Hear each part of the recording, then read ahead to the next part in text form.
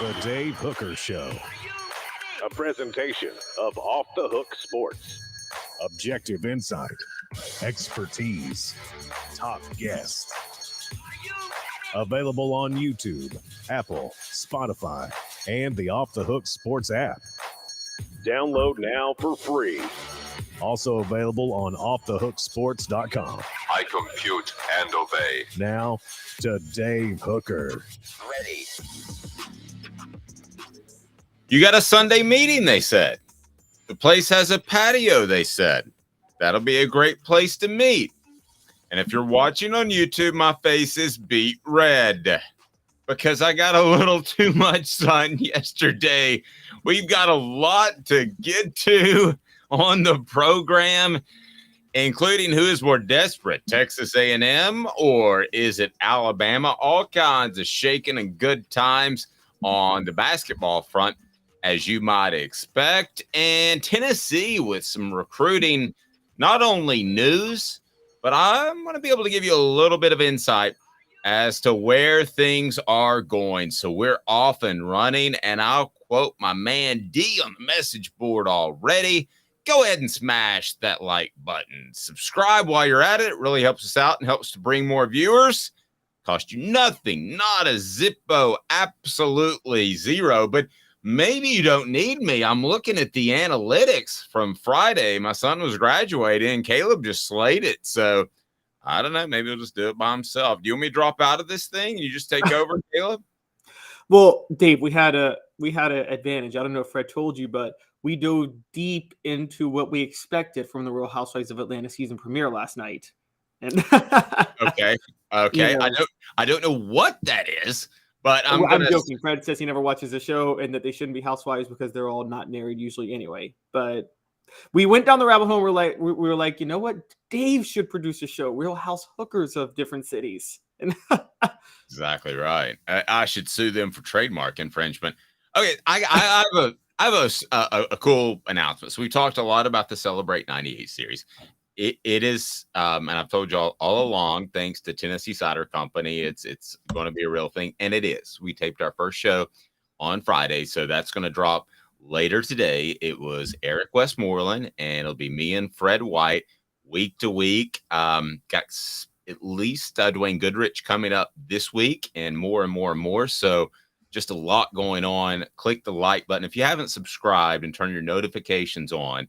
Whether or not you are on YouTube, whatever podcast platform you're on, turn the notifications on because those are going to drop sporadically. For the most part, they'll drop on a Sunday night or beginning of the week, but they'll be 2 and 3 and 4 sometime, some weeks. And so we want you to go ahead and do that. So I did wear my sunglasses, so I look like a pink raccoon. If you haven't gotten on our YouTube channel, please do that. And we love it. So a lot to get to. As I mentioned, I can't believe A&M took a quarterback, but it's not as big of a deal, I don't think, as Alabama taking a quarterback. And then, listen, I'm going to be real honest with you. We're going to start working with a gambling website, and it's going to be later this month. And I got to be, I'm kind of glad it's not DraftKings because I think DraftKings throws Tennessee some shade from time to time. Do you remember last year they were just an 8.5 over under for the season? I thought was one of the easiest bets in the entire SEC as far as over under. I had Auburn, I believe, was 6.5. I wanted the under, and Alabama was 10.5, and I like the over. So, but we're going to get to that by DraftKings, but we're going to announce a major partnership with a gambling website that we're really excited about. And it's kind of neat because we've got a lot of bets that we can do, like prop bets. Like we could say Joe Milton's going to throw for more yards this year than Spencer Rattler. There's all kinds of fun stuff that we're going to be adding to the table. But the Celebrate 98 series has gone through production and is the first installment is done. And we will drop that later this afternoon. So if you haven't set your notifications on, then that means you don't want to celebrate the 98 team and you don't want to hear from every superstar that was on that team. So get the notifications on, please. Just take 1 second, one Mississippi. Do that for me, whether it's YouTube, download the app, whether you're on Spotify, Apple Podcast, I don't care. But I want you to enjoy this summer. This is a passion project for me. Am I a guy that's about making money at the end of the day for my family? Yes, my son's going to an expensive college. But would I do this for absolute free to celebrate 98 series? I absolutely would. So I'm very, very excited. I feel weird asking this. So don't, Caleb, don't tell me how I did, but you watched the whole thing. It's an hour, okay? So it's long. It's something you want to come home and watch because there aren't good sports now, which overpaid NBA players. And I think you'll want to watch it. Hopefully it'll hit like Jordan hit COVID in his series. But you had a chance to watch it. I just want to get your thoughts, not about me, but about some of the sharing that Eric Westmoreland and Fred White did. And looking back on that 98 season and how one of those gentlemen, without giving anything away, was homeless and the other helped them out. I'm just curious what you thought. Did you learn things from watching that, Caleb? Yeah, it stood out to me, and I do believe I always kind of gathered this about the 98 team, but it really didn't hit until watching it. And you guys will see it when you see the interview, but the closeness of that team was unparalleled. It reminds me of there aren't, and I feel like that's common, Dave, with a lot of championship teams that don't have a superstar that drives them to a championship. You know, I think of like the late 80s. The only thing I could say compares to the 98 team would be the late 80s Detroit Pistons, that of teams that I know were extremely close, where they all had a deep bond. And I feel like you guys will get that with watching the 98 series. Wow, that is a very flattering comparison. I mean, that you took that away from that means a lot, man. I appreciate you saying that. All right, so a lot to get to on the program. I actually got emotional. One of us, I'm not going to say who, but one of us did get teary. It wasn't me, but one of us got a little teary-eyed. So I'm excited. And I hope you enjoy it throughout the summer. So, and D says it'll be great to listen to Rolling Through Texas or the Mojave. D, by the way, is a trucker, so he's all over the place. And D, at some point, I need your help because I know a lot of companies are looking for truck drivers, and I can help them find it. So, at some point, shoot me your email. I'm Dave at offthehooksports.com because we're looking for a trucking company actually to partner with. Am I trying to get advertisers during the show? Maybe a little bit. All right, but we got to keep this thing rolling. So let's do it. Tennessee Cider Company, by the way, I'll tell you more about them as we go on and people talk about moonshine. Here's the bottom line. I've done a live show and somebody said, hey, do you care to drink our product? I did a live show from a moonshine distillery in Gatlinburg. It tasted like rubbing alcohol, and I took a shot of it on the air, and I thought I was about to die. These Tennessee ciders from Tennessee Cider Company, wowzers. They are incredible. If you got a young lady and you're like, hey, maybe she needs my wife needs a couple of pops, sometimes on a Friday night, but she doesn't like the taste of liquor. Well, Tennessee Cider Company. And you can order online. I'll tell you more about that as the week goes on. We have a ton going on, and we're excited about it. So let's go ahead and start right here and now with Tennessee Cruton. And that's always important. So you're going to find, especially over the next coming weeks, it's going to start our show off a lot because recruiting used to be a December sport. It's now a May and June sport, and it's a really, really big deal. Kellen Lindstrom from Glendale, 4-star prospect, Glendale, Missouri, has committed to Tennessee. Now, a little bit of a discrepancy as far as how big of a commitment this is. 247 Sports has him as a 3-star. The 24/7 composite has him as a 4-star.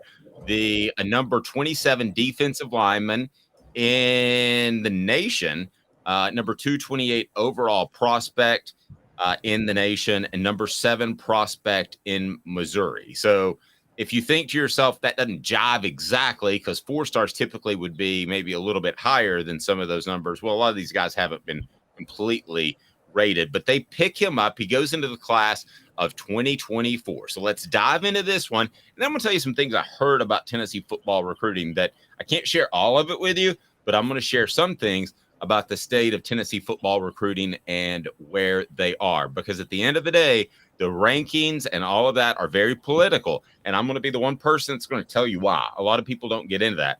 I'm kind of unique in this position because I covered recruiting so closely. And I don't care to tell you the truth because I don't run a recruiting website. But I will tell you this. Kellen Lenderson, I think, is a very significant pickup. So according to 247 Sports, he did have offers from Alabama. He did have offers from Arkansas, did have offers from Auburn and California. I hate the term committable offers. Can't speak really if they're committable offers, but I don't think there's any question this is a high 3 to 4 star guy that Tennessee would take no matter how great recruiting is going. According to Alan Trieu, play speed and ability to disrupt play stands out immediately, has the frame to grow into a lot of directions, and could project to almost any spot along the defensive line. He ain't going to be a tackle, I don't think, at 6'5", 235 pounds. I think he's going to be an end that's going to be about 250 pounds. Talk to somebody about him over the weekend. Big pickup. Let's play my game. This is an anywhere, somewhere, or nowhere guy. That's our ranking. This is an anywhere guy, okay? So anywhere means that you could go to any school you wanted to. Somewhere means, there's only a few Power 5 schools that like you. And nowhere means head on down to Division II. I'm going to go ahead and dub this an anywhere guy with the Alabama offer in tow. What do you think, Caleb Calhoun, of Mr. Lindstrom? Yeah, this is an anywhere guy. This is definitely an anywhere guy. I think that now whether or not he starts anywhere is a different story. I think the only thing that held him back, Dave, quite honestly, with his ranking, I think he would have been in the mid 4-star range. I think people are just a little nervous about his level of competition in high school, which, you know, that there is a lot of that's weighted a lot with a lot of these rankings. And I understand that we've talked about in the past, there have been massive busts that looked like 5 stars because they were playing against weak competition. A lot of times they were in-state Tennessee guys playing in a rural Tennessee county with no competition. And so I think there's a concern about that. But you're talking about a guy that ranges 235 to 245, perfect for an edge rusher on one side. Can definitely get to the passer. Seems like he's got at least enough physical ability to be able to stop the run and kind of, you're right, he's not going to play tackle, but he could probably get in between the gaps to stop the run if he needed to. And so I think the versatility, that's a big part of what Tim Banks does, particularly on the line, particularly because he runs so many different blitz packages. And I think because of that, this is a pretty good pickup. And it also, more importantly, because we talk about pipelines, I know Missouri is not a great recruiting state, but there's some talent that comes out of there every year. You know, a few guys that come out every year. And Josh Heupel is still showing he's got that pipeline into Missouri. And that's also why I don't think he's ever going to stop running up the score on Missouri when he plays them. Oh, no, great point. I didn't think about that, but no, you're absolutely right. Okay, so I think he's a big pickup. Where does this take Tennessee? Because the reason I like 247, by the way, is you don't wait for recruiting updates. Theirs is all analytics based. So where does this get Tennessee in the recruiting rankings at this point in the season? Again, May 8th, this would mean nothing when I started covering recruiting in 2006, but it does mean something right now. The other thing that has changed in recruiting is I like the fact that a lot of these kids don't stick. You remember decommits were such a big thing back in the day. For some reason, they stick now, even early. I don't completely know why, but good, because coaches deserve that because they used to have money, guys. That's why. Oh, that's a good point. Okay, so that's why they stick. Paradigm shift in Dave's head just now. All right, so recruiting's on the up and up, guys. There's no shadiness at all in recruiting when players commit. They're not talking to endorsements at all. Right. Okay. So what do you got on Tennessee's ranking right now, which should be solid in the top 10, and where in the SEC? Because suddenly South Carolina has become one to worry about a little bit. Yes, this is still a concern. Tennessee is number 9 right now in team recruiting rankings on 247 Sports Composite. Now, Michigan and Ohio State are number 1 and 2. And guys, I've talked about this. We talked about the Big Ten TV deal that's coming in. We'll talk about another conference later in the show. there's a reason the Big Ten is starting to clean up on the recruiting show with the top schools, and it is something that the SEC is going to have to address. But Georgia's number 3, Notre Dame's number 4, LSU's number 5, Penn State's number 6, Florida State's number 7, South Carolina's number 8, and Tennessee's number 9. So you're looking at Georgia and LSU and South Carolina are ahead of Tennessee right now. Florida's just behind them at number 11. Guys, I want to say this up front. Don't get excited about Tennessee being ahead of Alabama. If you've covered recruiting, you know that the minute July comes, everybody asks what's going on with Alabama recruiting in May. Everybody always asks that question. And then by the time July comes, they've got the number 1 class. So there is no issue with Alabama recruiting right now. I can guarantee you that. Agreed. Perfect lead in, Caleb. So here we go. So I was talking to somebody well-placed within the program last week. So I'm going to give you a little bit of insight, and you need to file this away, because the next evolution of Tennessee recruiting are these type of guys, being able to get a guy that Alabama wants, that Georgia wants. And I've said that before, but I'm going to bring some more information to the table right now. So based off the source I talked to, is there are a couple of guys. This is not the end of the world because of the transfer portal. There are a couple of guys that have been brought in that are a little bit incomplete. Okay, that are either not as physically gifted as some of the guys that you need, or maybe aren't as great as functional football players that you would like. I think Justin Williams-Thomas is a great example. Justin Williams-Thomas came to Tennessee. He looked like Eric Dickerson was on steroids. I mean, he looked absolutely unbelievable.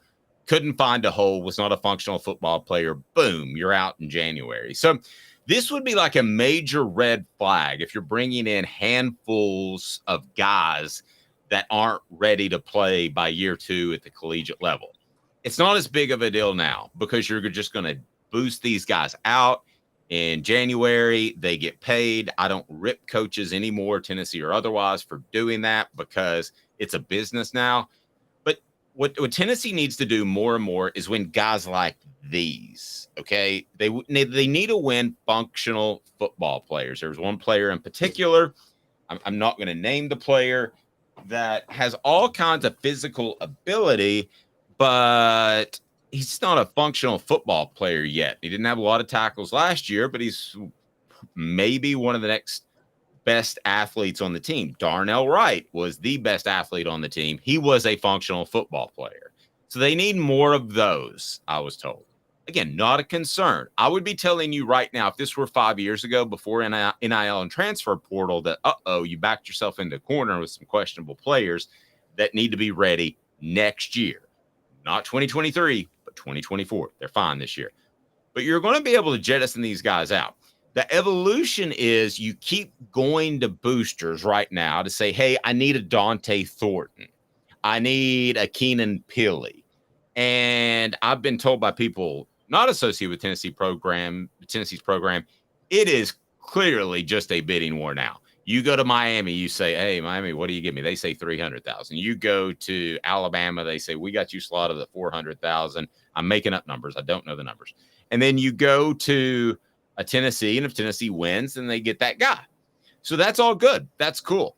But at some point, you're adding a lot to the budget, Caleb. I mean, the Tennessee's athletic department budget, I believe, is about $125 million. You don't want to add an extra $5-10 million in NIL money to that your boosters have to pay out, unless you're winning back-to-back championships, and then they'll be fine with it. So this is the type of guy that they need. That being said, there are some guys on campus that are going to get jettisoned. Okay, that's going to happen. Some guys that you probably even liked in recruiting. And I know I'm being a little bit unclear. I'm not sharing everything here, but there are winners too. There are guys that have showed up that are absolute winners that Tennessee has recruited. The two most prime examples are easy. Dylan Sampson, Squirrel White, right? I mean, those guys are going to have big time years. There's some other guys we talked about that I don't know if they'll play extensively at Tennessee, but that's fine since you have the transfer portal.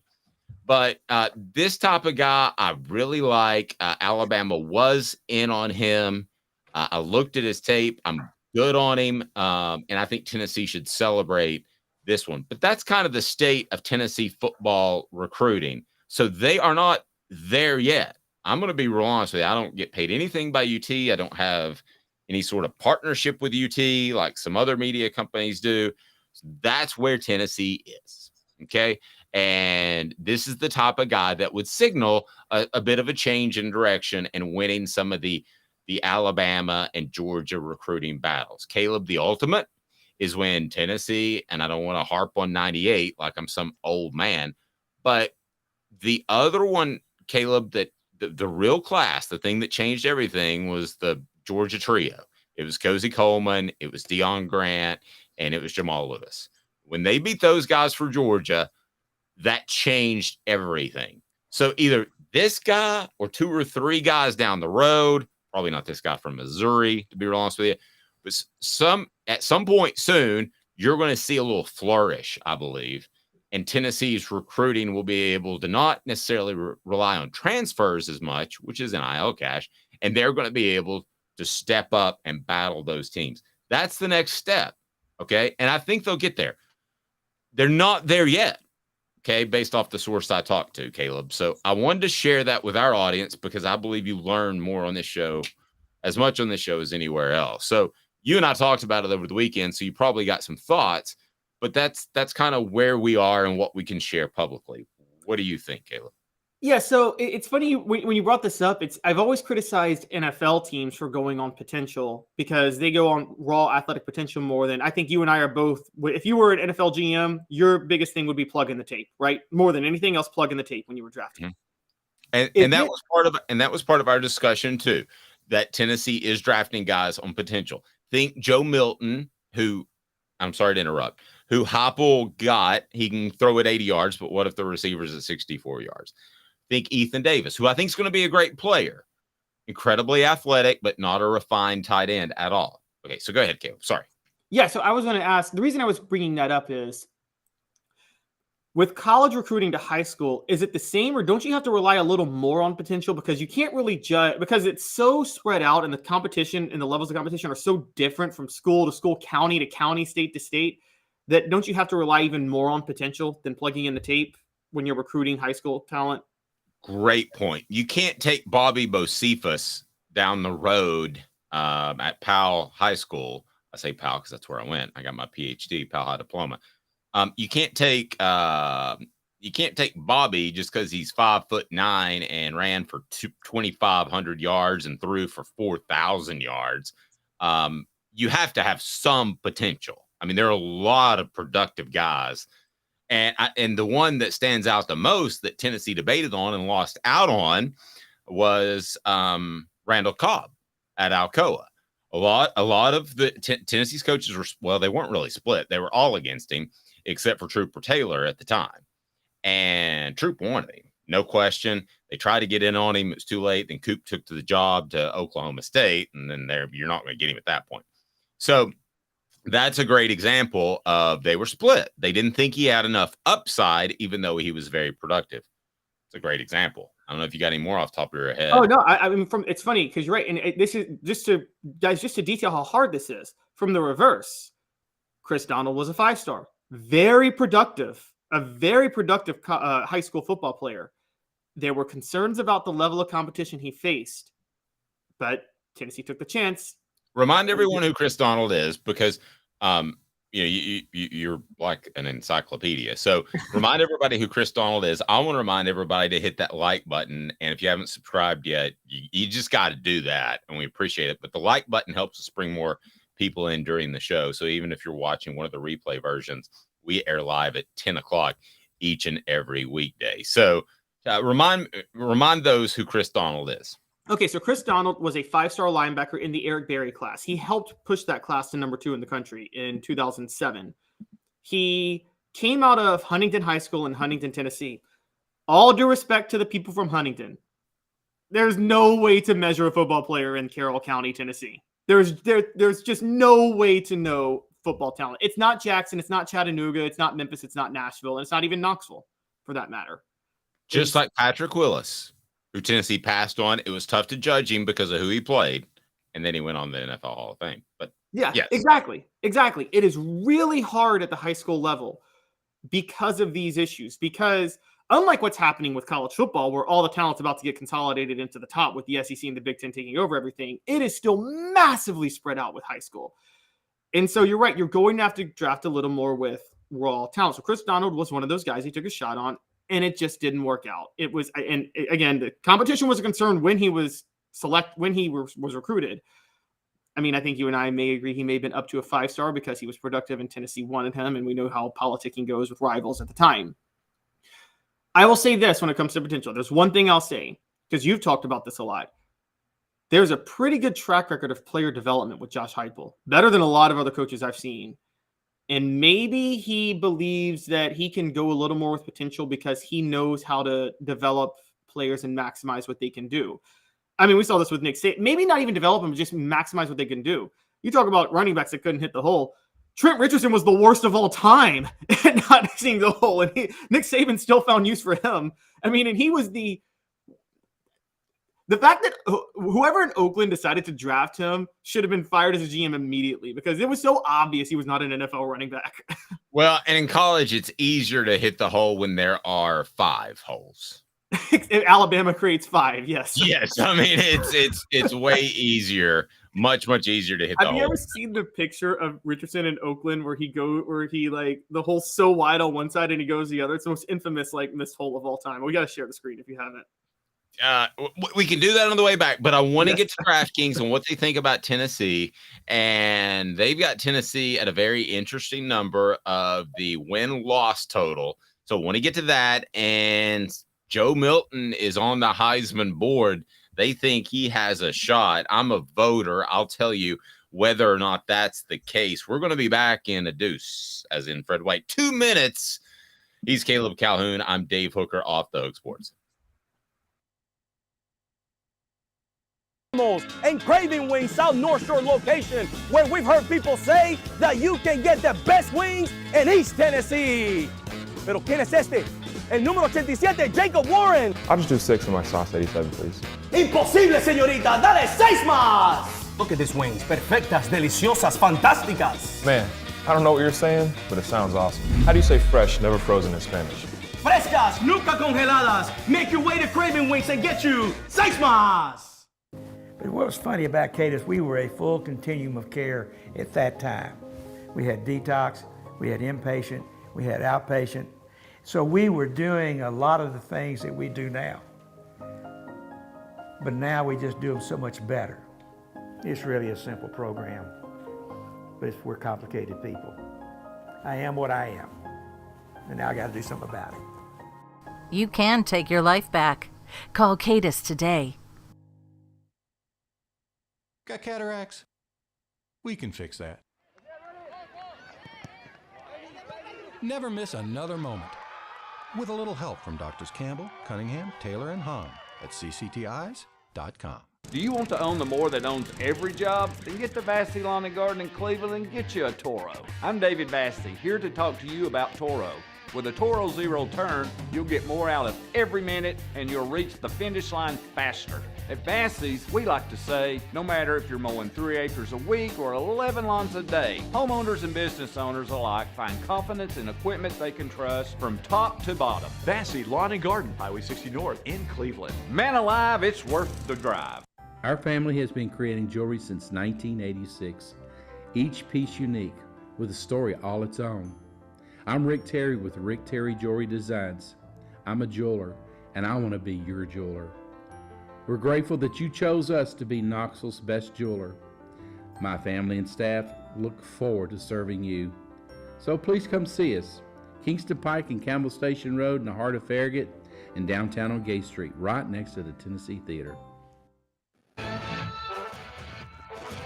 A college football tradition like no other. Yes, sirree, boys and girls. Or a guy that just won't leave. Wow, that is sad. The Dave Hooker Show, YouTube, Apple, Spotify, and the free Off the Hook Sports app. A presentation of Off the Hook Sports. Back to Dave Hooker. So some of these gambling numbers are out. I want to go ahead and tell you, well, you're a gambling guy. Do you believe in long-term prop bets?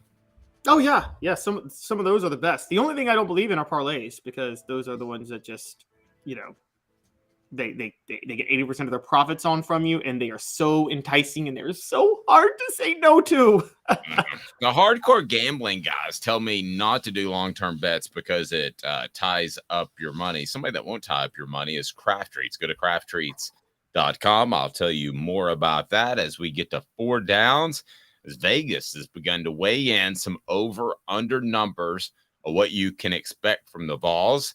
And I don't bet, I especially don't do long-term prop bets, but I would have blown Vegas out of the water and what they thought about Tennessee last year. So here we go. 4 downs. And right now, brought to you by crafttreats.com. 4 downs. 4 questions. 4 answers. The Dave Hooker Show. 4 downs. A presentation of offthehooksports.com.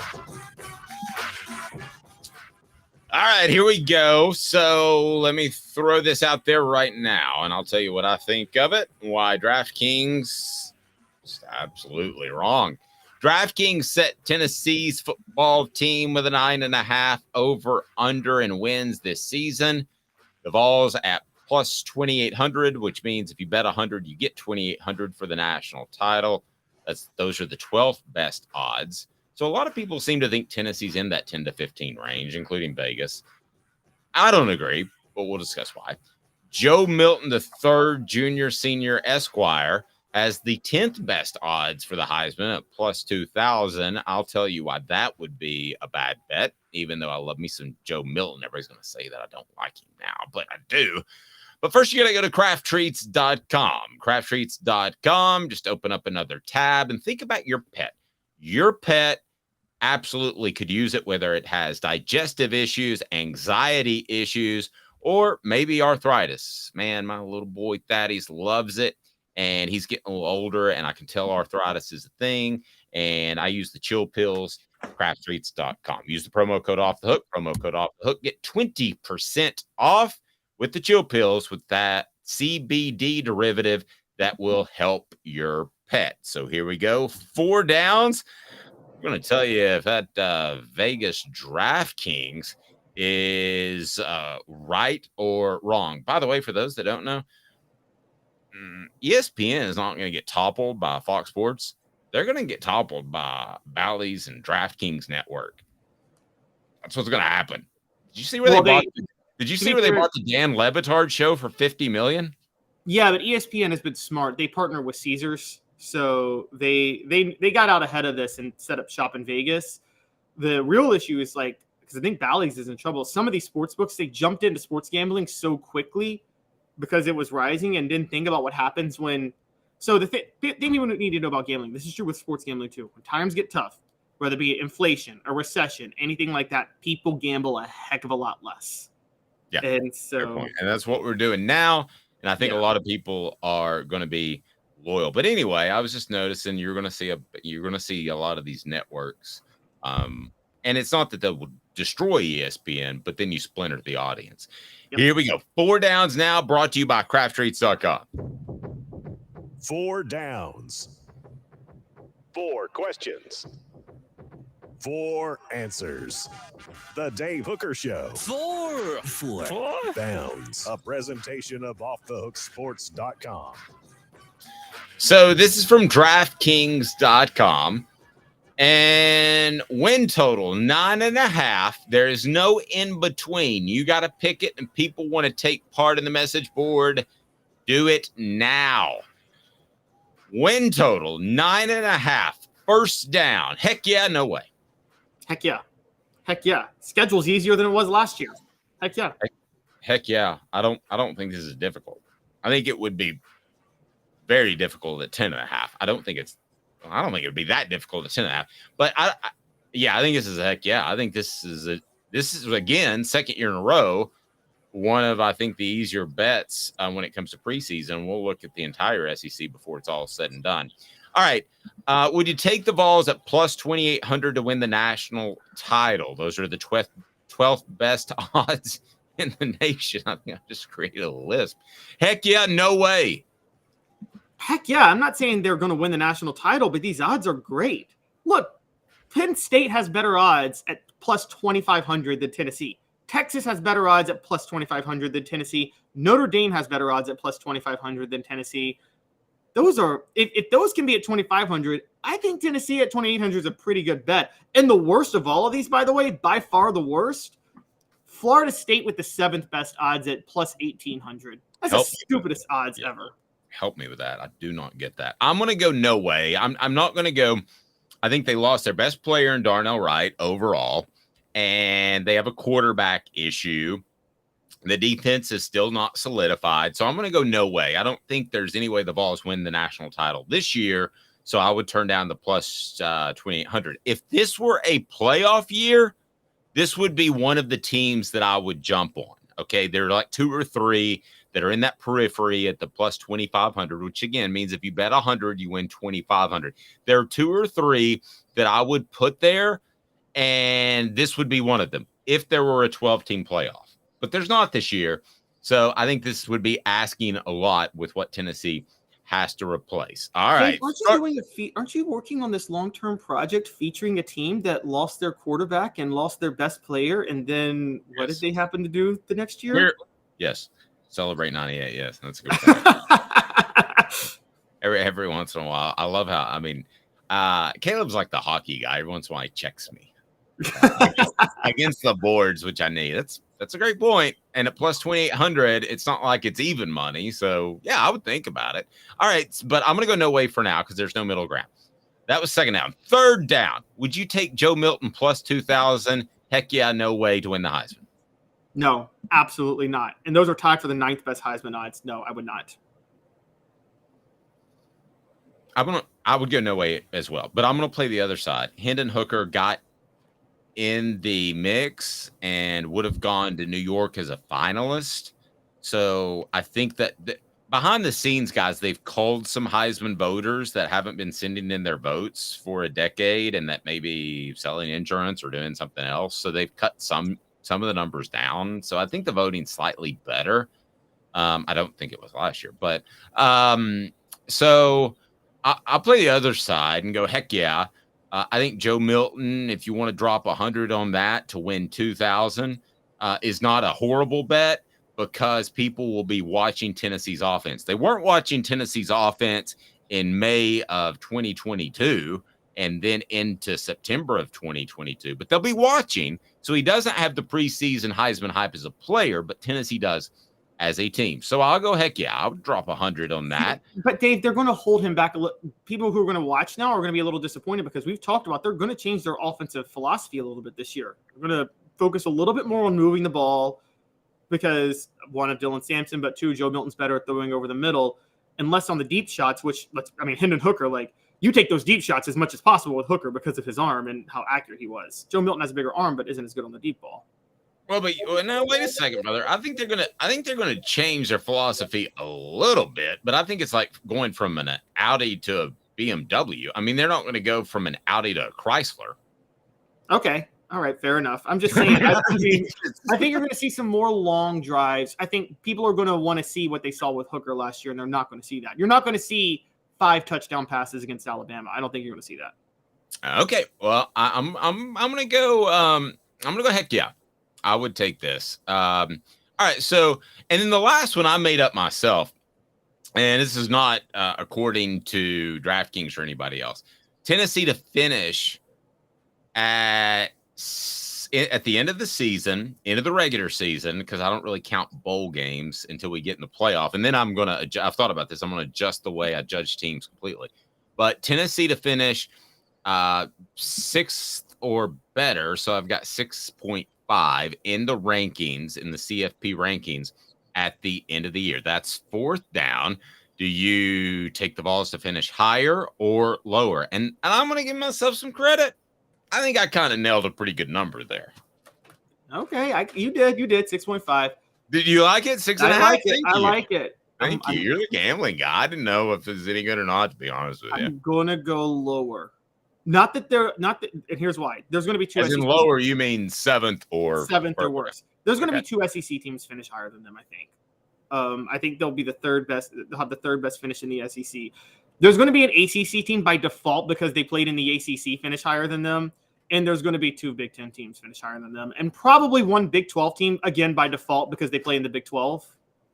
It's going to finish So are higher. you getting into a little bit of the politics of it by 2 other SEC teams, or are you just stacking teams? I'm stacking teams. Like, okay, so I think that, again, even though they're playing at home, I think they're losing to Georgia this year. I do.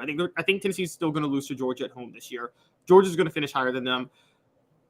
Y'all are going to just call me Caleb, Brian, Kelly, but LSU's going to finish higher than them too because I'm so high on LSU. So Tennessee doesn't play LSU this year, but I think LSU and Georgia both finish higher than Tennessee. They will finish higher than Alabama, though. Heard it here first. Okay. Well, then, okay, so you're going to say take the no way. I'm going to say, heck yeah, I think they'll finish 6th or higher. And I think it'll be 6th, which is why I put the number at 6.5. So, again, you've got the – and this is not the Georgia – I just want to clarify to everybody. This is not the Georgia team that went into 2022 that I knew from my sources had incredible talent. They lacked some motivation throughout the season, but that they weren't going to take a step down in talent from their first national championship team. I knew that. This Georgia team is not that. They're not just reloading. Okay. So I think Tennessee could potentially upset Georgia, but as it pertains to this query, I don't know that Georgia is going to finish as high as they have recently. So I don't know that Tennessee will need to beat Georgia to finish 6th or better. And they have respect going in that they didn't have before. So I'll say, heck Do you think yeah. they have a better shot at Alabama or at home against Georgia this year? Alabama. Even on the road, I agree. Alabama on the road, they have a better shot at Alabama. But I always use this terminology. If they played 10 times, how many times would they win? I think based off what I'm hearing from Alabama, and Alabama fans, you're going to call me crazy and this crazy Tennessee fan, which I'm not. I'm objective. But I think they have a 50-50 shot to beat Alabama on the road. I think that they have a 30% chance of beating Georgia at home. Is that fair? I'm totally with you on that. I'm totally with you. And by the way, we're objective in the sense of I think on a neutral field, 10 times Tennessee beats Alabama 6 times this year. Honestly, on a neutral field. Last year in Neyland Stadium, I think Alabama would have won 6 times, and that was one of those 4 times Tennessee did it when they beat Alabama. Yeah. I think Alabama was the better team last year. But I think Tennessee pushed Alabama around up front. I thought at halftime that Tennessee could be up 2 touchdowns. Oh, they did push Alabama around up front, but Alabama had the best quarterback in college football last year, and quarterbacks can be the great neutralizer. And as good as Hendon Hooker was, let me be clear, Bryce Young was better in that game. I mean, he was. He was the best player on the field, and Will Anderson decided he wanted to be on the side of a milk carton. For those that don't know, that's where they used to put lost kids. All right, Zulbeer.com, xulbeer.com. Some of the things I use are dated. Maybe they should start doing that on the side of beer cans or our Tennessee Cider Company. That's got to be your go-to. Like whenever someone doesn't show up in the NBA playoffs, Stephen A says there's an APB out for him. Now you can just be like, he's on the side of a milk carton. Do you remember getting those milk cartons as a kid? And you'd be at lunch at school and you'd be like, oh man, poor Johnny Bob. I wonder if anybody's found him yet. Yeah, I'll take another pizza. Good luck, Johnny Bob. That's terrible. All right, Zulbeer, xulbeer.com, worldwide award-winning craft beer. Man, it is awesome. Worldwide award-winning craft beer, and Zulbeer.com. It is fantastic. And if you're in Knoxville, they have parking downtown. They're absolutely unbelievable. And to have parking downtown is one thing, but another panoramic view, they've got that as well. It's something else. I'm going to go ahead and tell you that. Zulbeer, xulbeer.com. So we got torn up because we said Alabama was desperate. Every Crimson Tide fan that has ever donned a crimson jersey, that has ever even thought about dating their sister or cousin, came out of the woodwork. No, I'm kidding. There's that. I mean, all the Southern jokes are all the same for all schools. So, I love Alabama fans. I love what Nick Saban has done because it's a guy you either root for or against. So I'm kidding, Alabama fans. I love you, and I hope you subscribe to this channel and you're a part of it. I think it's cool that we've gotten way more SEC, Caleb, than we ever dreamed we would. We thought we'd be all Tennessee, so it's been really cool. So we got ripped by Bama fans, all right, last week, and we said, hey, you bring in this Notre Dame quarterback, Tyler Buckner. And is this a desperation move? Because a spring quarterback, bringing one of those guys in after spring practice is a guy that probably didn't win the job. And Sam, what's his name? Hartman. Sam Hartman won the job when he came over from Wake. He won the job at Notre Dame. They didn't announce it, but sources tell me that he won the job, and that's the reason why Tyler Buckner won it out. We argued that it was desperate. I didn't think it was. I thought they brought another guy in who had injury issues but could play. So now we have A&M bringing in a quarterback. So I want to tell you a little bit about the newest quarterback, and this is very important because I think the Aggies fall on Tennessee's schedule. I think a lot of people think that the Aggies could just fall apart this year. So they bring in Jalen Henderson. He announces his commitment to Texas A&M on Sunday. Today's tough question is brought to you by Andy Mason, AndyMasonRealEstate.com. Who's more desperate? Today's tough question. Bam, here we go. Today's tough question. Take a side. Take a stand. The Dave Hooker Show, a presentation of OffTheHookSports.com. So they both bring in spring quarterbacks, which if you bring in a guy in the January portal, that ain't desperate. That's making your roster better. You bring a guy in now, the backdrop is desperation. It may not really be desperate. I didn't think Alabama's was desperate. Let's talk about whether or not this is desperate. Who's more desperate in bringing in a spring quarterback? Is it Texas A&M or is it Alabama? What say you, Caleb Calhoun? I'll start, and then I'll tell you why you're right or wrong. How about that? Okay. I think we're going to agree. And I don't think this is close. And I am one who said Alabama is desperate. Texas A&M. And I said no. And I said, no. Said no. Because I think he's a pretty good player. Go ahead. But Texas A&M is way more desperate, and this is a way more desperate move. Tyler Buckner transferred after not winning the starting job at Notre Dame and losing it to Sam Hartman. It was Sam Hartman, right? The elite transfer who we felt could start in the SEC. He was the number one, in my opinion, and the people I talked to, he was the number one quarterback in the transfer portal, in the first transfer portal, in the winter transfer portal. And I thought Tennessee should go after him, quite frankly. But they had seen enough from Nico that they felt good about him. So they didn't even really pursue Sam. So where are we now with A&M? Is this desperate? So, and yes, it's more desperate with A&M. Jalen Henderson transferred on April 20th, 2023 from Fresno State, meaning he lost the starting job at Fresno State and he's going to Texas A&M. And let me add this. Or he wanted to play in the SEC and A&M gave him an opportunity. I mean, but you would think that would happen in the winter portal. That would happen in the winter. And also, if he wanted to play, Dave, you're a 5-star quarterback right now. If you have your choice, though, you may want to play in the SEC. Do you really want to play for Texas A&M when you know Jimbo Fisher might get fired this year? Or would you feel a little safer playing at Fresno State where you can maybe still build your profile a little bit as a quarterback? I understand at Fresno State at that point. I mean, you're it both sound horrible to me. I mean, I don't want to play football in California. There are parts about Cali I love, but it ain't the football part. Yeah, but you can as a quarterback, if you're trying to get to the NFL or whatever, you can become a highly talented draft pick wherever you play. I mean, we see that quarterbacks come from all over in football. It's like usually where the difference is, it's the offensive line, receiver, defensive line, things like that. What I'm saying, this past year was a bit of an anomaly with so many SEC quarterbacks taken. But what I am saying is that he was desperate. He wanted to play somewhere. Texas A&M was desperate. They needed a starter. They just threw it out. They just threw it with their hands. They're like, all right, we'll take him. Let's see if this works. This is beyond desperate by Texas A&M. I am not. I'm not backtracking, but I actually think the Alabama one's more desperate.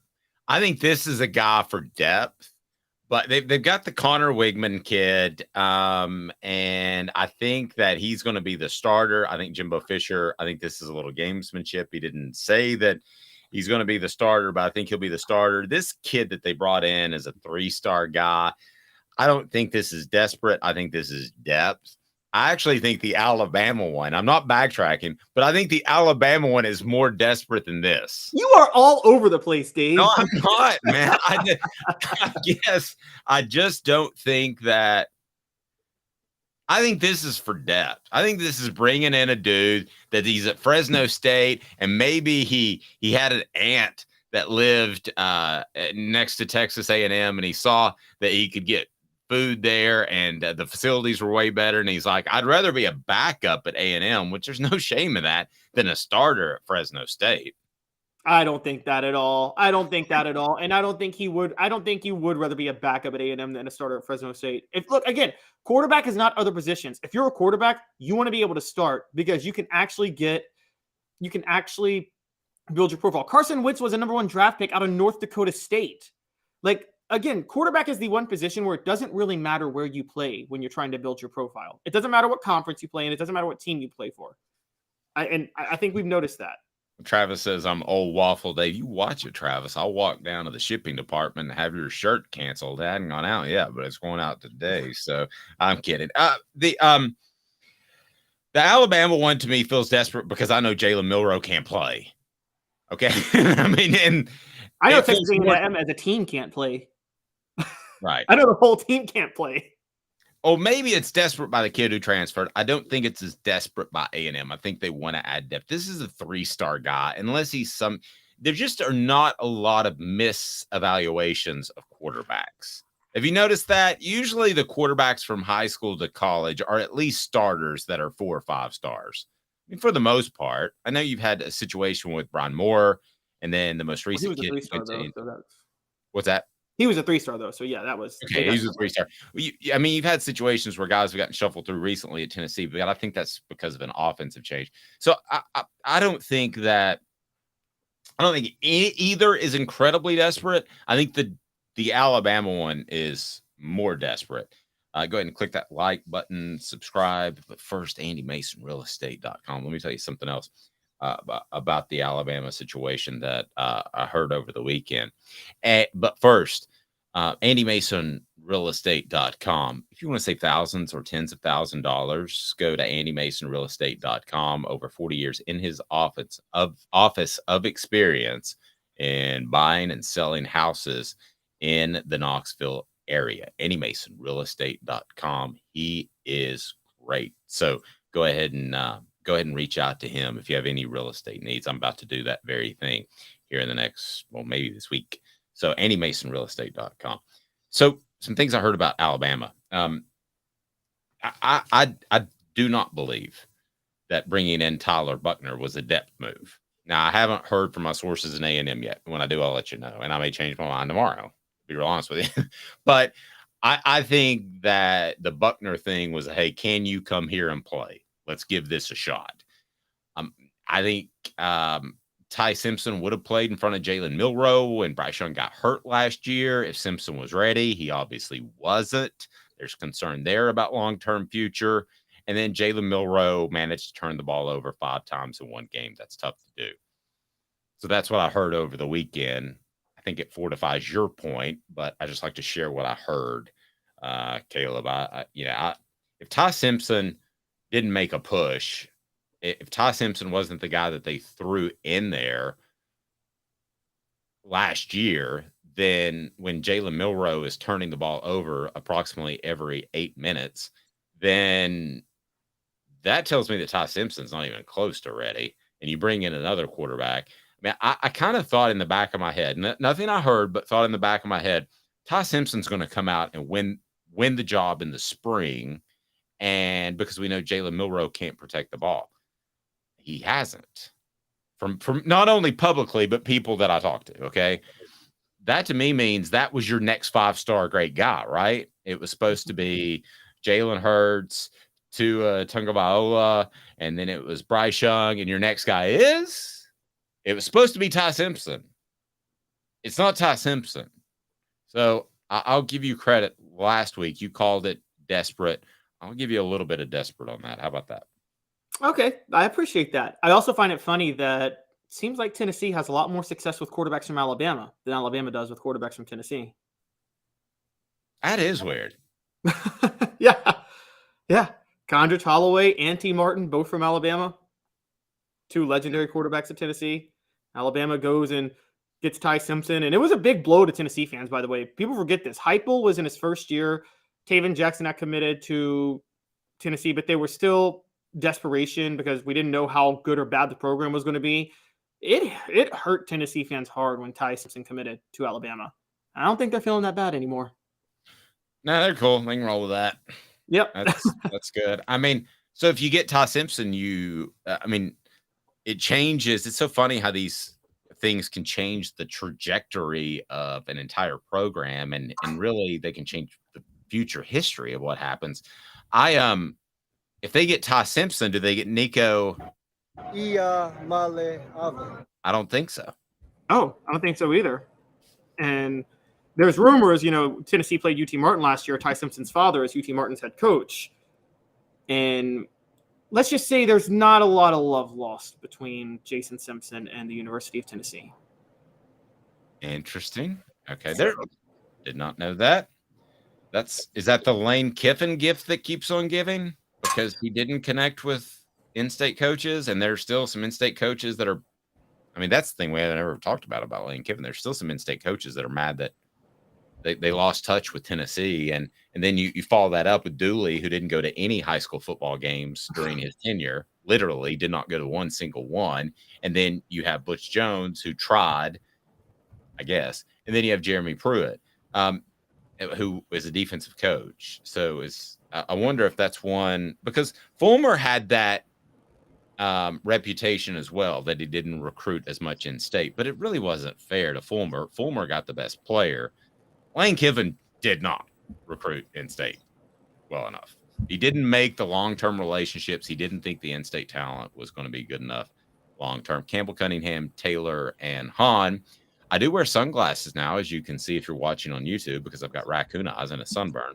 But I don't wear contacts, and I don't wear regular glasses because they fix me. I can see long. I can see far. I can see wherever I want to. Almost X-ray vision. And they're local. Campbell, Cunningham, Taylor, and Hahn.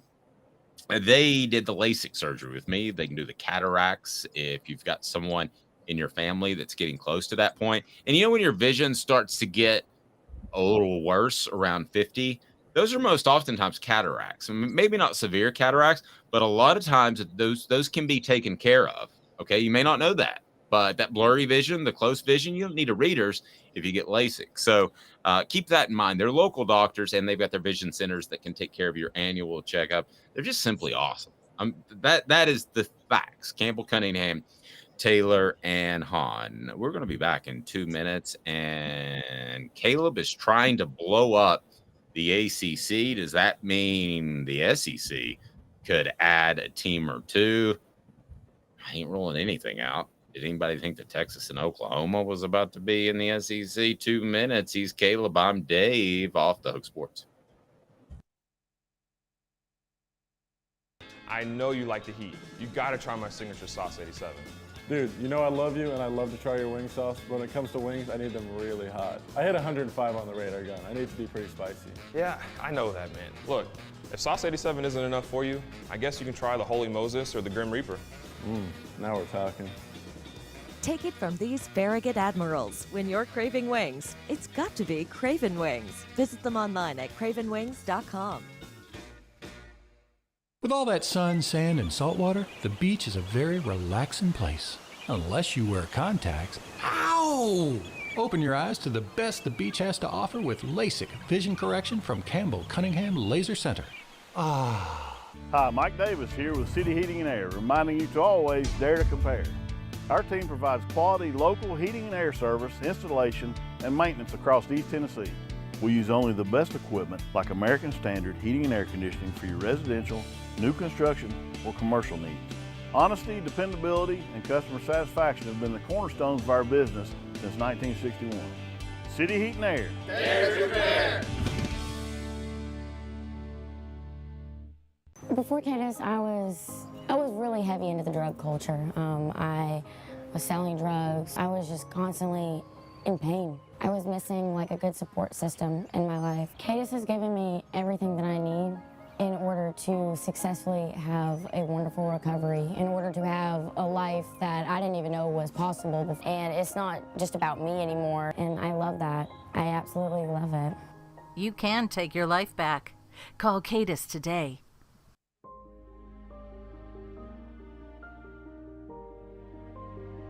Our family has been creating one-of-a-kind pieces of jewelry in West Knoxville since 1986. Each piece is a combination of unique processes that bring your idea to life. Every day in our shop, a truly special item with a story all its own is being manufactured in our facility, bringing the history and family sentiment into a whole new generation of life. We are grateful that you chose us to be Knoxville's best jeweler, a title that we value and respect. Because to me, being a jeweler and owning a jewelry store are not the same thing. I'm Rick Terry. I'm a jeweler, and we want to be your jeweler. Kingston Pike and Campbell Station Road in the heart of Farragut, and downtown on Gay Street right next to the Tennessee Theater.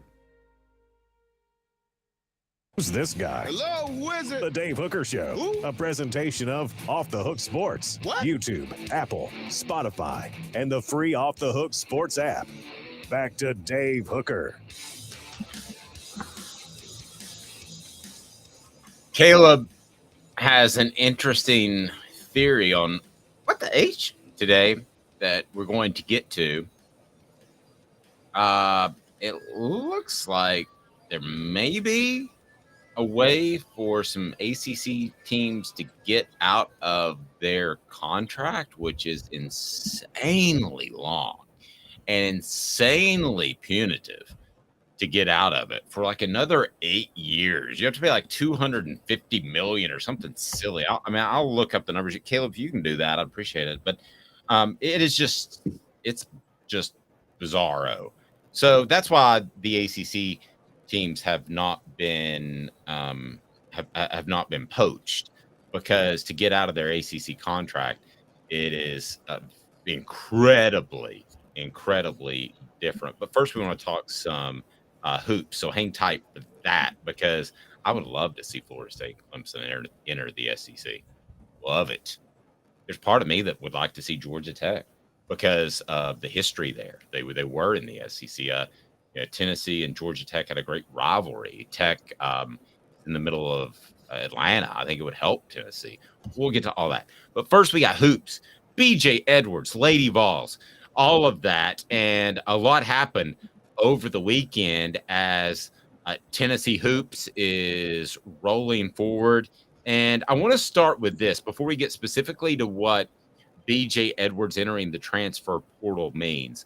With the guys that have come and gone, do you believe there is any sort of philosophical change whatsoever? Because I know where you're going to go. You're going to say no immediately. But whatsoever to add some shooters to open up this offense a little teensy tiny bit, recap what they brought in, and kind of give me your thought. I don't believe there's a philosophical change. I believe he has brought in talent to be able to run an inside-out game that I think should be run where he has enough shooters. It's the way Rick Barnes is going to utilize the rotation. Just want to tell you this right now. He's not going to utilize rotation the way he should. He's going to still play big. He's going to still go for the real big guy that's more of a post guy to play at the small forward position and just crowd the paint, and it's going to be problematic. I do believe that. And so they do have enough. I don't think the BJ Edwards transfer is a big deal because they do have enough firepower at the guard spots now. I just don't think Rick Barnes is going to utilize the firepower the way he should. Yeah. You could be right, but I believe this, and I was rewatching some games over the weekend, some Tennessee basketball games. I think you've sold Rick Barnes short on one thing, Caleb, and I think that is Uros Plastic just didn't do a good job of getting the ball out at times. Now, I believe that when they would dump it in the inside out game is he needs to find somebody that can shoot from the perimeter, correct? And a lot of those guys, everybody would drop back and they wouldn't double down on Euros, and then they would play the perimeter shooters. So he had trouble finding people. When I went back and watched, I think some of that's on him. I think we gave him too much of a pass. I think some of that's on him. I've been critical of Plavsic from the start, but I would say that's still on Barnes because he would play him more than Adu, and I think Adu is significantly better than Plavsic. I don't really think it's close either. Wow. Okay. And I mean, I can't believe that Uros Plavsic is testing the NBA draft waters. I don't know there's no way he makes it in the NBA. No, unless he grows about 3 inches and adds 35 pounds. And then even that, like, he brings the ball down every time from the board. Like, the most important thing for bigs in the NBA now is to do what you said, find the open guy from underneath the basket. And if they're going to go up, they can't bring the ball down. Like, okay, yeah, Draymond. Sorry, I got taught that in middle school. Yeah, exactly. Draymond Green is 6'8". He would, if he can play under the basket. Uros Plavsic is 7'1". Every time Uros Plavsic gets a rebound, Draymond Green would strip him. It wouldn't even be close. Green wouldn't even have to try that hard. Yeah, I don't know that Plavsic, you bring up a great point, could get off a shot on a close rebound of the basket. Yeah, he has no shot. No pun intended. Okay, so BJ Edwards is out. So you don't think there's any sort of major philosophical shift here. You just think that Rick Barnes is trying to get better at what Rick Barnes does. Yes. And for those concerned about BJ Edwards, we all thought he was going to be the next Zakai Ziegler and back him up. Zakai got hurt last year, and they still didn't play BJ Edwards. I don't think that's a philosophy thing. I don't think he was cutting it the way Barnes wanted him to. And guys, I got to be honest, I'm hearing some rumblings that Freddie DeLeon, who was a mid-year commitment and a 4-star, is a potential superstar combo guard. Like, we're talking a 6'5" guy who can play the point and can shoot from the outside. So it's almost like a combination of Vescovi and Zakai Ziegler with another inch. That's what I'm hearing about Freddie DeLeon. Interesting. That's what they need. They need a guy who can create his own shot when all is going to heck in a handbasket. Exactly. And we're past the days where that's Kevin McHale with his back to the basket. Yes. And Kevin McHale also had Harris is drawing attention away. It's not a post guy anymore. It has to be a 2-guard. Oh, exactly. Yeah. Yeah. And I'm saying if it is a post guy, again, you can have back to the basket guys, but Tim Duncan was great with his back to the basket too. But you had Manu and Tony Parker and a bunch of shooters all around at the time. Kevin McHale, they had to worry about Parrish. Bird could stretch the floor.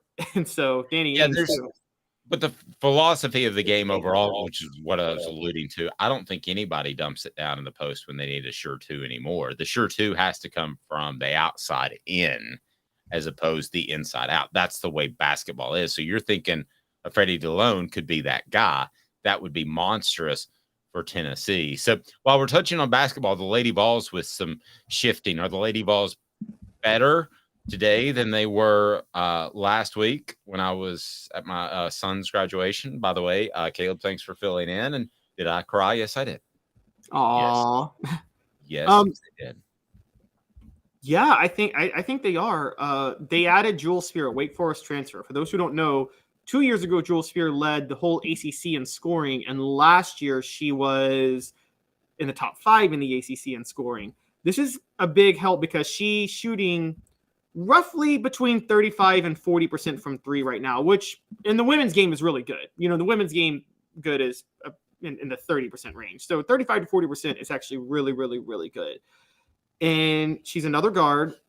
I think that Jordan Horston was a player you turn to create something for yourself, but she didn't fit Kelly Harper's system that well because Kelly Harper likes to use bigs, and then she wants her guards to be able to shoot well from outside to stretch the floor.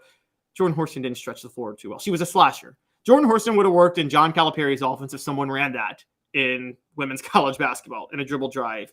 she's not working in with Kelly Harper. So her being gone, a guy like Jewel Spear coming, I do think the Lady Vols should be significantly better this year.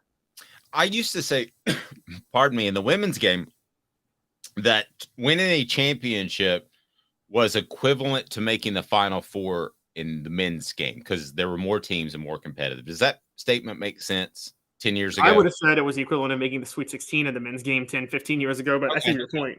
Yeah, okay. So good. We're with that. So let me throw this out at you, and you tell me if it's a bad comparison. Let's reset it before you answer. But I'm going to ask you this: what's a fair comparison? The women's game, a team making the Final Four, which is deeper than it has been, but not incredibly deep at all, or a men's team making the Sweet 16 or Elite 8? Women Final Four, men's Sweet 16 or Elite 8. I'm taking championship out of the mix because it is now competitive in the women's game.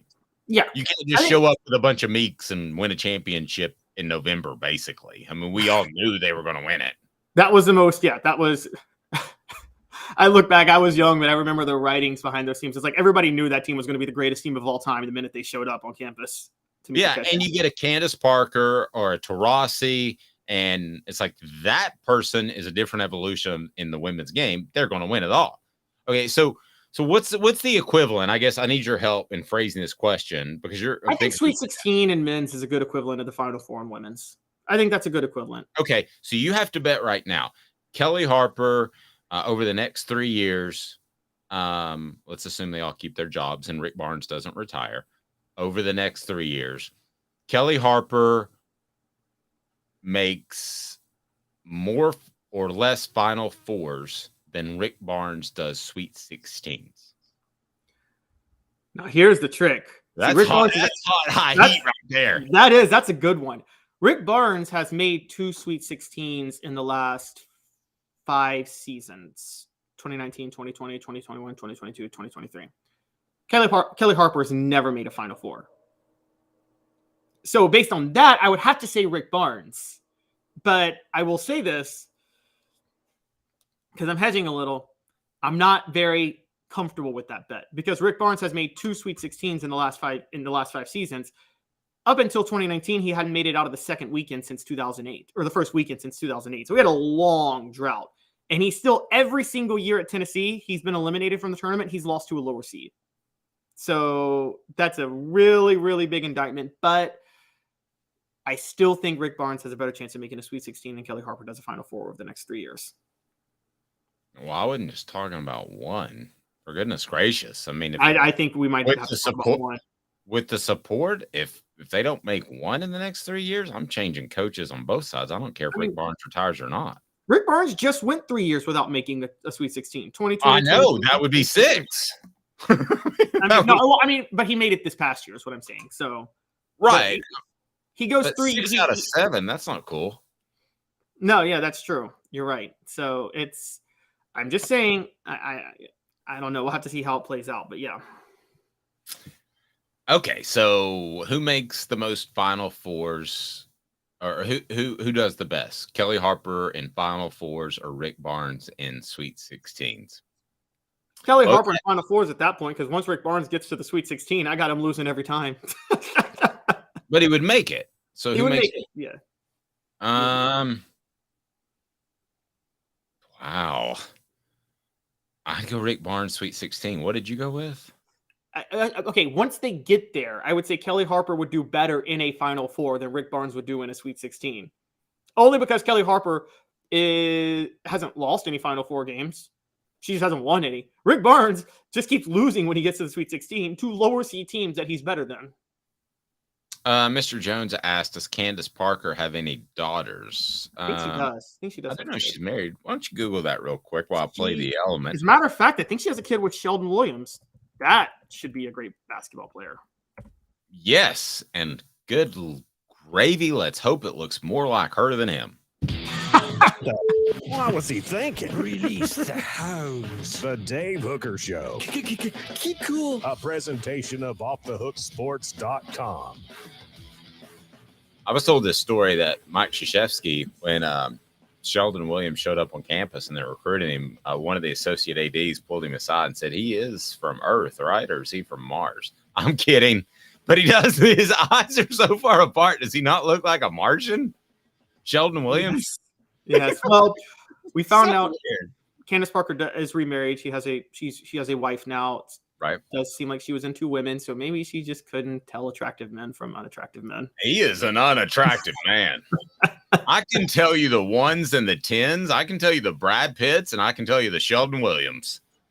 He was a Sheldon Williams. And they can't even do like plastic surgery to move your eyeballs closer together. What the H brought to you by Vassy Lawn and Garden. Man alive, it's worth the drive. Buying power that'll save you money, whether you're coming from Nashville, Knoxville, or Chattanooga there in Cleveland, Tennessee, Toro. Count on it. Man alive, it's worth the drive. So, Caleb, lay it on me, brother. You have an interesting theory as to how Clemson and Florida State are trying to break up the ACC. And let's get to that because what they have to pay about $50 million to get out right now, according to our It's worse. Okay, it's worse. All right, so because I would love for Florida State and Clemson to be coming into the SEC in the next 5 years, I would prefer Clemson and Florida State come in over Texas and Oklahoma, to be real honest with you.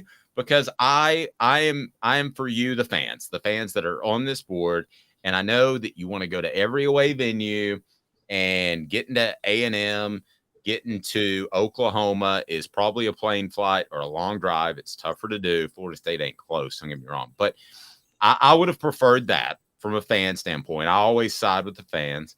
And who the hell wants to go to Missouri? Excuse my language. I mean, nobody. I mean, has anybody said, "Ooh, let's go to Missouri for a weekend"? I mean, we took a roller coaster trip through Ohio and went to Kings Island, Cedar Point. We took a vacation in Ohio, but I would not take a vacation in Missouri if it was fully paid. I've been to St. Louis one time, and I did win at a casino, which has only happened like 3 times in my life, playing cards. So, but all right, so.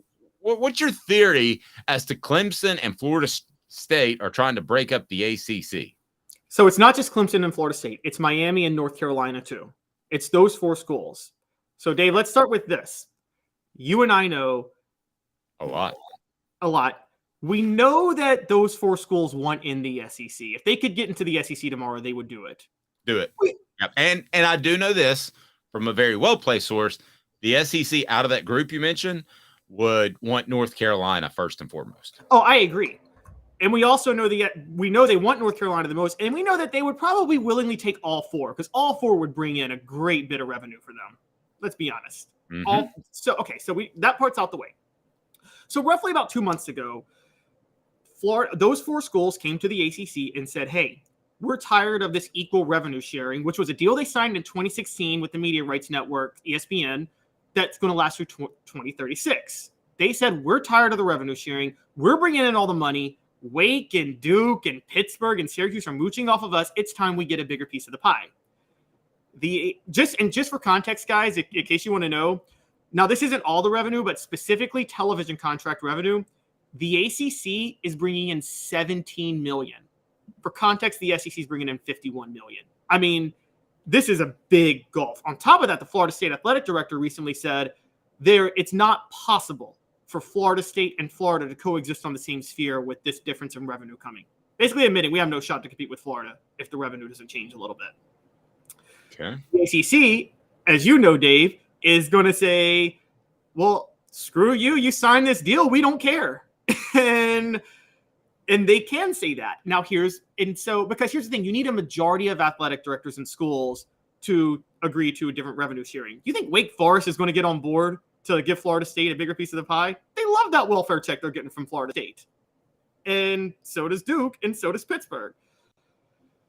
So the next move would be for Florida State. And I think we're in this, Josh Pate said this about 2 months ago, and I agree. We're in this part of the negotiations right now. Florida State, Clemson, Miami, and UNC are basically like, all right, we're ready to leave. And the ACC is like, you can't leave. And Florida and those 4 schools are like, watch us. Now, here's the sticking point. The exit fees per school it's not like an outright exit fee. There's a bunch of different types of fees, and it's estimated at about $120 million per school. Well, that's what Mr. Jones posted on our message board, and his stuff's good. 52 million. So were we sure?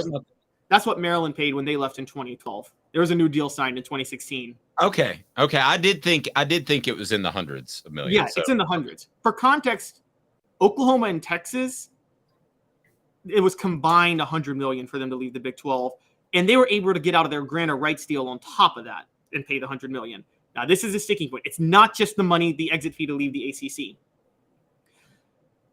The grant of rights, for those who don't know, if Florida State were to, ACC has grant of media rights over all schools until 2036, which is to say if Florida State left the ACC and joined the SEC, the ACC could legitimately blackball them from being on national TV. They would have the right to determine when Florida State plays on TV and what contracts they can deal with. So that you got to get out of that if you're going to leave the conference. Well, I'm going to cite what another podcast I listened to this weekend. It's called FSU Football Double Fries No Slaw. And they brought a guy named David Hood of Clemson Tiger Net to join them. And what they were saying was that apparently those 4 schools have now gone to 2 other schools and gotten them on board. The rumors are there's 2 other schools that also on board on trying to take a bigger piece of the pie. Now, Dave, I don't know who you think it is. My guess is Virginia Tech and NC State. Those would be number 5 and number 6, right?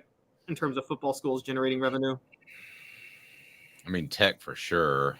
I don't know about NC State, but I know they've tried. They upped Dave Doran's contract to keep him when he got some other offers. So I guess I don't feel as strongly about NC State as you do, but you could well be right. Maybe it's Virginia Tech and Virginia. Maybe it's Virginia Tech and Louisville even. I'd probably go if I had to pick. I don't know. I'll tell you what I know, what I think, and what I don't know. I don't know, but I would guess Louisville. Go ahead. Okay, so we know for sure it's Virginia Tech, and it might be Louisville the other one. So here's what I'm thinking is happening. They're trying to get enough schools to be willing to leave the ACC at once, because here's what's going to happen if they all leave the ACC. ESPN can pull out of its contract immediately, because why the heck would you have a contract with the ACC that doesn't have Florida State, Miami, Clemson, UNC, Virginia Tech? I mean, that's practically defaulting on the contract that you offered. Exactly. No other TV deal, no other contract. Nobody's going to offer the ACC another contract. At that point, the ACC would become defunct, just no longer exist as a conference, at which point there is no grant of rights and there is no exit fee. So I think these schools are now working behind the scenes to make sure that not only will they leave the ACC, but when they leave, they torpedo the whole conference along with it so they don't have to pay anything. Okay, so we're at a point where we think it's going to be the Big Ten and the SEC. They're going to be kind of like the AL, NL, and Major League Baseball eventually within the next 3 to 5 years. Okay, so if that's the case and you're the SEC, do you want to expand or do you want to hold tight to see what happens with that? Because you are divvying up the pie more and more. If you bring somebody in, so they better bring more money to the table. I mean, you're not running a shelter here. You're not giving free meals out. So who would you bring in that you think would help the conference? Or if you're the SEC, would you bring nobody in if you're Greg Sankey? If all this stuff happens and the ACC blows up, let me ask you, Caleb, who would you bring in? Or would you bring in anybody at all? And I'll tell you who I'd bring in. Okay, so there's no question you bring in North Carolina. That's an obvious one. That's a new TV market. And I can tell you from a well-placed source that would happen like the next day. Yeah, because North Carolina brings in a lot of revenue. It's actually mind-boggling to me that they haven't had a powerhouse football program, because they have all the resources to be the Tennessee of the ACC if they wanted to. They just never have been. So you bring in North Carolina and you get in a new TV market. I think Florida State and Clemson have enough of a brand that even though they're in a similar market, they bring so much new. It's like, yes, Notre Dame's in the same market as Indiana and Purdue, but you're still bringing in Notre Dame if you're the Big Ten because of how gigantic of a revenue pie they bring in. So I think Florida State and Clemson outweigh the splitting of the revenue. I think the fourth one you bring in, so I said UNC, Florida State, Clemson, and this is where Miami needs to be careful. I think the fourth one you bring in is Virginia Tech, because again, power football program and get you into the Virginia market at the same time. I think what Miami might be looking for is to get into the Big Ten, because the Big Ten is looking at trying to get into the Florida markets. So you could see them go for Miami, Georgia Tech, maybe try to get in the Atlanta market. So, but I think those are the four schools: Virginia Tech, UNC, Florida State, and Clemson. I think you bring those four in. Okay, now I'm going to come strictly. This is not from a business standpoint. I think I have a decent business mind, but so I'm going to go ahead and set that aside. This is from a what I know about the schools, and I've been to I think every school we've mentioned. So I've been to the campuses. I know what they're like. I know if they would be good fits, and this is just for what Dave wants to watch on Saturdays in the SEC. I'm just going to be real honest with you. So this is not from a business perspective. I would take North Carolina, okay, because that is a little businessy, because I see the aspect of having another school in there with high academic standards. I know what they went through, but high academic standards, and you would bring in a basketball team, okay, which would make them better. Oh, Kentucky, UNC every year. Oh, it's tight. It's tight. I could make an argument for North Carolina, Duke as the two teams you bring in, because you would dominate that state. And then suddenly you're the basketball conference. But I'm not going to go in that direction right now. I'm thinking more football. So while I know North Carolina is the one, that's the easy one.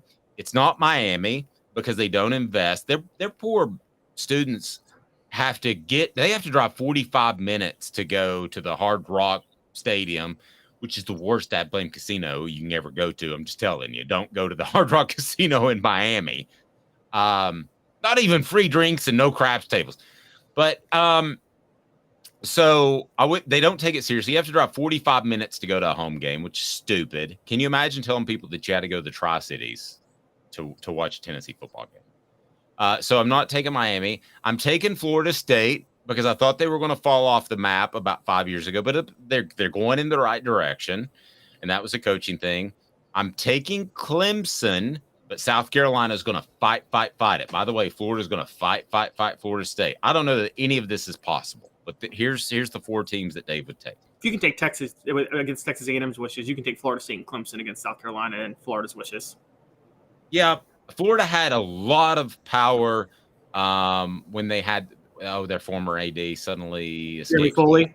Yeah, they had a lot of power. They don't have that now. He retired. So I would take Florida State, Clemson, North Carolina, Virginia Tech, and this one might surprise you. West Virginia would not be far behind. If you've ever been to a game in West Virginia, it feels like you're at an SEC school. I mean, you're like, wow. I mean, they're rabid. So I would consider that. The other school I would consider that makes no business sense is Georgia Tech, and that would be because you would get the Atlanta market, and I think that's a place people like to go. That's like bringing in Tulane at this point. I agree. They would have to show me commitment to football. Now, have we left even a team out of this conversation that you would bring in? Those are the main four. We agree on the top four: UNC, Virginia Tech, Clemson, and Florida State. I think those are four no-brainers, and you get to 20 teams at that point. And so you have a 20. I didn't think we'd agree, but I guess we did, didn't we? Yeah, and also you can cleanly split the division. So I think if you do a 20-team league, I think you have to do 4 divisions at this point, like 5 teams to a division, have like a Final Four, make it epic, because that's hot right there. That's awesome. Yeah, rivalries. A few rivalries would go away, but think about this. Okay, the divisions. If you do what we're talking about, Arkansas, Missouri, Texas, Texas A&M, Oklahoma. That's one division. LSU, Ole Miss, Mississippi State, Alabama, Auburn is another. Tennessee, Vanderbilt, Kentucky, Virginia Tech, UNC. And then Florida, Georgia, South Carolina, Florida State, Clemson. Okay, let me make one more change. I'd drop Missouri and add West Virginia. While we're just in kind of la land anyway. Well, then just kick out Vanderbilt. No, I'm okay with their I'm okay with their long-term history. They used to be a good football program. I'm okay with their basketball history, and the academics are significant, which is part of the Missouri reason. Missouri is pretty good academically, though. I know you hate Missouri, but that is a good academic school. They are. They probably wouldn't have taken me, but I knew I was going to Tennessee, so I didn't apply. So I love it. So the rebuilt SEC. There we go. The question becomes, Dave, do you think they're going to pull this off? Do you think these 6 schools are going to be able to pull off tanking the ACC and torpedoing it? Because if they make the jump, they have to do it knowing that the ACC will be defunct right after that. Right, because then they would have to pay the penalties. Right, exactly. Then they have to pay the penalties and the grant of rights. The penalties is one thing. I bet the SEC would willingly pay the penalties to get North Carolina, quite honestly. The question becomes the grant of rights, because what if North Carolina is in the SEC, but they can't be on TV until 2036? Somebody said absolutely no to Duke. I'll tell you why I like Duke. And before I get to that, City Heating and Air Conditioning, 50 years of integrity, cityheatandair.com. They're in Knoxville, and your HVAC unit, when it gets hot, might crash. Well, the good thing about the City Heating and Air Conditioning, they won't say, hey, let's come in and spend $500,000 to replace a unit. Maybe you just need a part or some Freon. The thing I like about Duke, and I think I could, if you and I sat down together for like an hour, I convince you on this, is you would become the basketball conference if you got Duke and North Carolina. You'd have Kentucky, and I'm sorry, the shell of the ACC, they would then split up to the Big East in different places. You would not only be the football conference, you'd be the basketball conference.